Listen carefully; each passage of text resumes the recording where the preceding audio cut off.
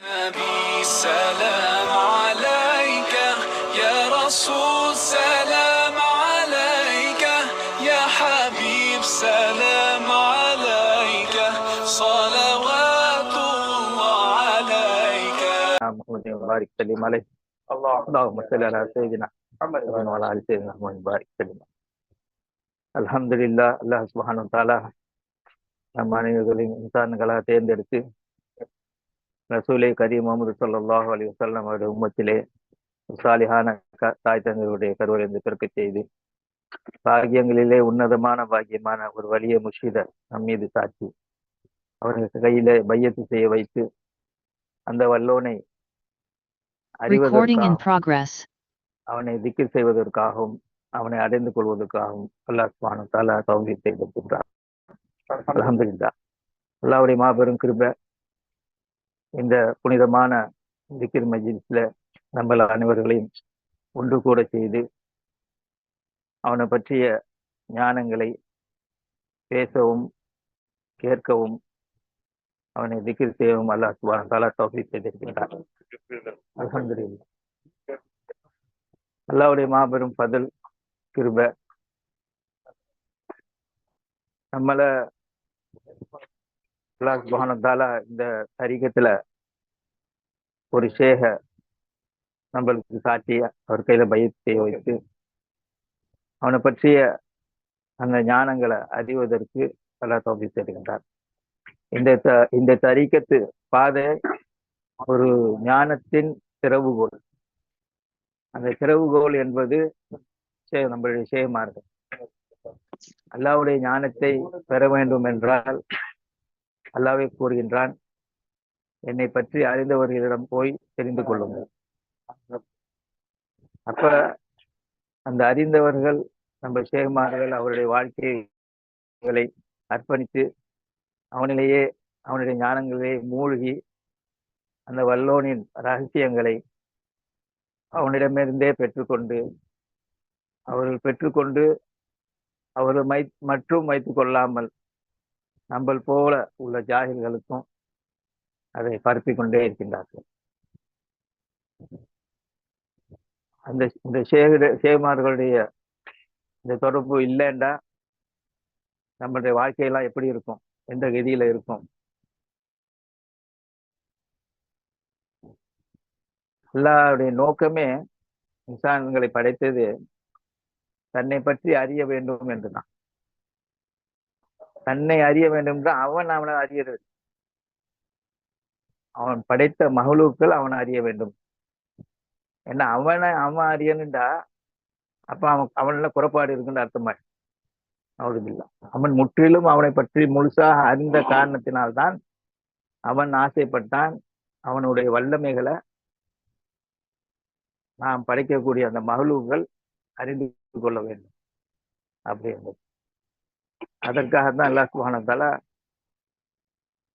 என்னை வணங்குங்க, நான் இன்சான்களையும் ஜின்னுகளையும் படைத்தது என்னை வணங்குவதற்காக என்று இவர் எதற்காகவும் இல்லை அப்படிங்கிறான்.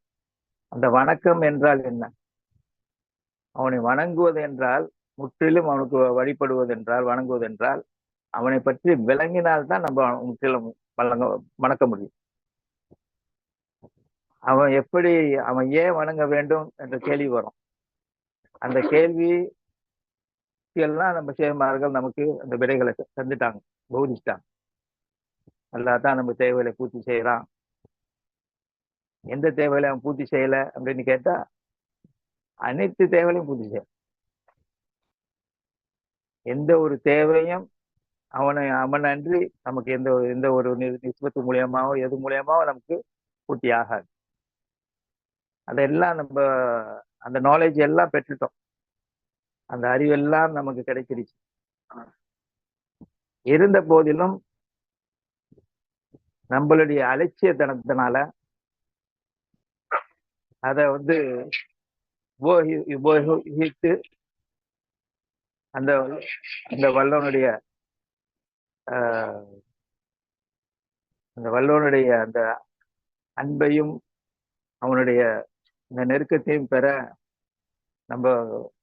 நம்ம குறைபாடுகள் உள்ளவர்களா இருக்கணும். அப்ப நம்மளுடைய இது நம்ம ஏன் அந்த அந்த அலட்சியத்தனம் நம்மள்கிட்ட வருகின்றது என்றால், நம்ம படைக்கப்பட்டதே ஒரு மறதியாளனாக. இன்சான் என்றாவே மறதியாளன். நம்மளோட டிஃபால்ட் ஸ்டேஜ் வந்து மறதி. அதிலே அந்த ஒன்று அல்லாவுடைய சிந்தனையிலே இருப்பது, ஒன்று மறதியான ஸ்டேஜில் இருப்பது. அந்த மறதியான ஸ்டேஜ்ல எந்த ஒரு சிந்தனையும் இருக்காது, துனியாவோட சிந்தனையும் இருக்காது, அல்லாவுடைய சிந்தனையும் இருக்காது. அப்படிப்பட்ட ஸ்டேஜில் இருந்தோம்னா அப்ப நம்ம பாவதாரி ஆக மாட்டோம். ஆனா சைத்தான் அப்படி இருக்க விட மாட்டான். ஒண்ணு அல்லாவே நீங்க மறந்த ஸ்டேஜ்ல இருந்தா துனியாவுடைய ஞாபகத்துல இருப்பீங்க. அந்த துனியாவுடைய ஞாபகத்துல நீங்க இருப்பதுனால அப்ப அந்த பாவங்களை பாவதிலாக அந்த அல்லாவுடைய மறந்த நிலையிலேயே விட்டுட்டு அவனுடைய படைப்பினங்கள்ல மௌதாஜ் ஆகி அந்த அந்த படைப்பினங்கள்ல இருந்து நமக்கு வந்து தேவைகள் பூர்த்தி ஆகுற மாதிரி அதை பார்த்துக்கிட்டே இருக்கிறோம், அல்லாவுடைய சிந்தனையை மறந்து. அப்ப நம்ம வந்து குற்றவாளிகளாக ஆகணும். அந்த ஸ்டேஜை தான் சைத்தான் எப்பவுமே நிலைநாட்டிக்கிட்டே இருக்கும். ஆனா ஷேமார்கள் நம்மளை வந்து அந்த துனியாவுல இருக்கக்கூடிய அந்த ஸ்டேஜ்ல இருந்து நம்ம அல்லாஹ்வுடைய ஞாபகத்துல இருக்கக்கூடிய ஸ்டேஜ்லயே நம்மளை ஊக்குவித்துக்கிட்டு இருக்கிறார்கள், போதனை செய்துக்கிட்டே இருக்கின்றார்கள். அதுக்குதான் அவங்களுடைய சுகபத்துல இருந்தோம்னா நம்ம பாதுகாக்கப்படுறோம். அவங்களுடைய சுகபத்து இருக்கிற வரைக்கும் நம்மளுடைய இந்த சார்ஜ் ஃபுல்லா இருக்கும்.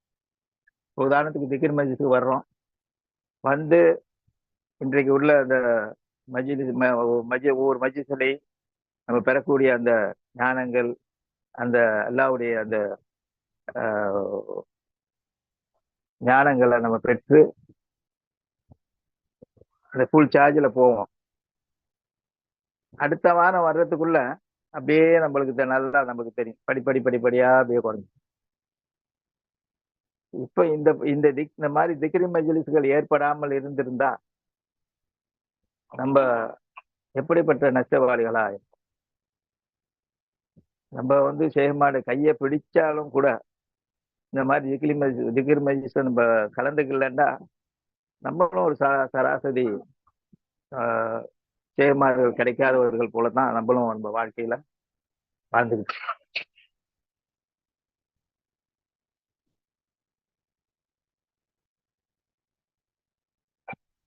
குறிப்பிட்ட மஜ்லிஸ் நம்மளுக்கு வந்து எவ்வளவு ஒரு ஊக்குவிப்பான,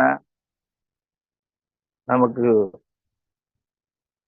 நம்மளை பாதுகாக்கக்கூடிய மஜ்லிஸாக நம்மளுடைய தரிகா நம்மளுக்கு இருந்து கொண்டிருக்கின்றது.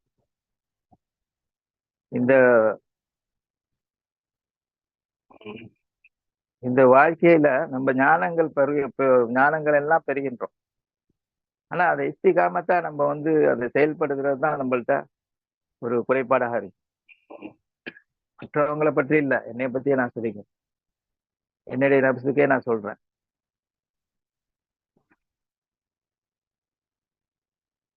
ஒன்னும் எவ்வளவு காலத்துக்கு தான் போதனைகளை கேட்டு கேட்டு கேட்டு ஆனா செயல்பாட்டுல கொண்டு வராம நம்ம வாழ்ந்துகிட்டு இருந்தோம்னா இன்னும் எவ்வளவு காலம் நம்மளுக்கு தேவைப்படுது காமில ஆவறது? இன்னும் எத்தனை வருஷம் இருக்கு? நம்மளுடைய ஏஜ் நெருங்கிக்கிட்டே இருக்கு, மூத்த நெருங்கிக்கிட்டே இருக்கு. மூத்து வந்து ரொம்ப விரைவாக நமக்கு கண்ணு முன்னால தெரியுது. அப்படி இருந்தும் இந்த நப்சு என்ன செய்யுது? துனியா பக்கம் தான் நம்மளை கூட்டிக்கிட்டே போகுது. நம்ம நப்சுக்கே நான் சொல்லிக்கிறேன், எல்லாம் உன்னைய படைச்சு உன்னைய நெருப்புல போட்டு வாட்டினா, பல வருஷங்கள் நெருப்புல போட்டு வாட்டியும் உனக்கு அந்த புத்தி வரல. ஆனா உனக்கு பசியை கொடுத்தான். பசியை கொடுத்த உடனே உனக்கு அப்பதான் ரப்புங்கிற அர்த்தமே புரியுது. அப்ப அந்த ரப்புங்கிற அர்த்தம் உனக்கு புரிஞ்சு அங்க வந்து, ஆனா இந்த உலகத்துக்கு நீ வந்த உடனே திரும்பவும் மறந்துட்ட. திரும்பவும் உன்னுடைய ரப்ப மறந்துட்டு உனக்கு உன்னுடைய இஷ்டத்துக்கு வாழ ஆரம்பிச்ச. உன்ன எவ்வளவு காலம் தான் அந்த மாதிரி வாழ்க்கை. ஆனா அல்லாஹ் சுப்ஹானஹு வ தஆலா நமக்கு கிருபையாளனா இருக்கிறதுனால நம்மளை பாதுகாத்துக்கிட்டே இருக்கணும். நம்ம வழி தவறிடாம அந்த நம்மளுடைய அந்த சிற்சிலாக்களுடைய ஷேமாருடைய தொடர்புலேயே அல்லாஹ் சுப்ஹானஹு வ தஆலா அந்த மாலூக்குள்ள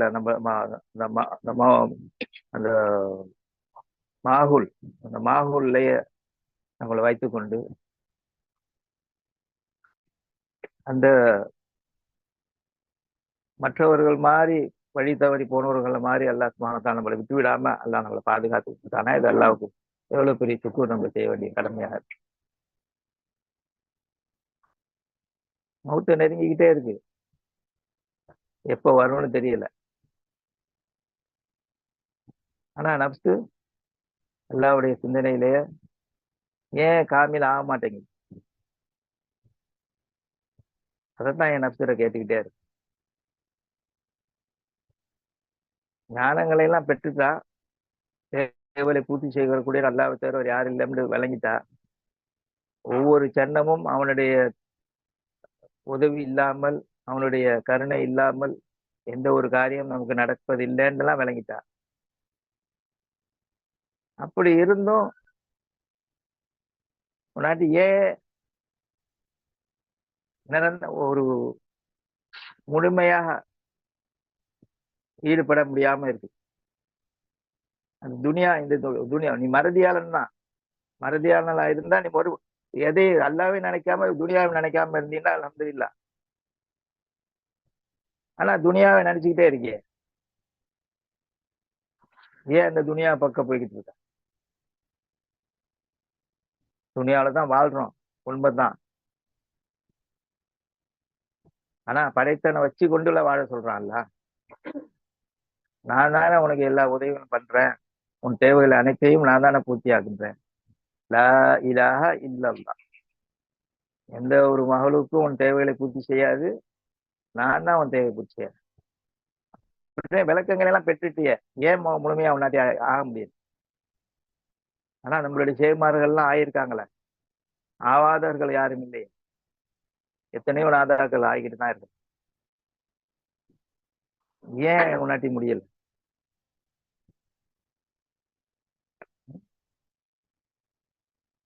இல்ல அந்த மாதிரி ஒரு நிலைய பசியோட நிலைமையை கொண்டுட்டு வரணுமா? எல்லா சுகபோகங்களையும் கொடுத்துருக்கானே.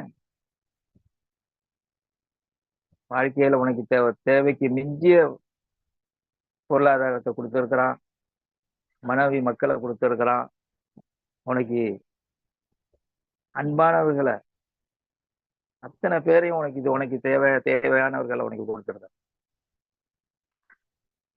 அப்படி இருந்தும் ஏன் உன்னாட்டி முடியாது?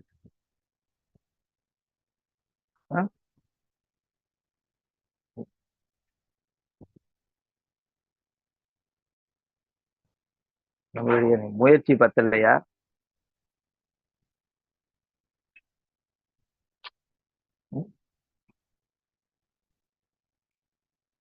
இந்த நப்ச கேட்டுக்கிறேன். அப்பயாச்சும் அந்த நப்சு இந்த மத்தியில எத்தனை பேர் மத்தியில அவமானப்பட்டு அப்படியாவது நீ திருந்துவியா? சைத்தான் உனக்கு விரோதியாக இருக்கிறான். உன்னோட அல்லாவே சொல்றான் உனக்கு விரோதி, உன்னுடைய எதிரி அப்படின்னு. அப்படி இருந்து அந்த சைத்தானுடைய இழுப்புலயே நீ போய்கிட்டு இருக்க. துனியாவுடைய பக்கமே மோட்டாஜா இருக்கு.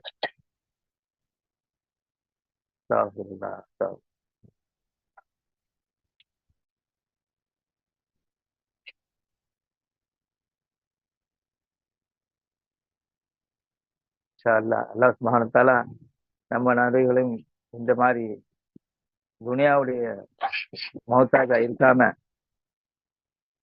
நம்மளுடைய அந்த கல்புகளை, நம்மளுடைய அந்த சிந்தனைகளை அல்லாஹ்வுடைய பக்கத்திலேயே, அல்லாஹ்வுடைய புறமே, அல்லாஹ்வும் பக்கம் மௌத்தாஜாக இருக்கக்கூடியவர்களாக அல்லாஹ் சுப்ஹானஹு வ தஆலா தௌஃபீக் செய்வான். ஆமீன். அல்ஹம்துலில்லாஹ்.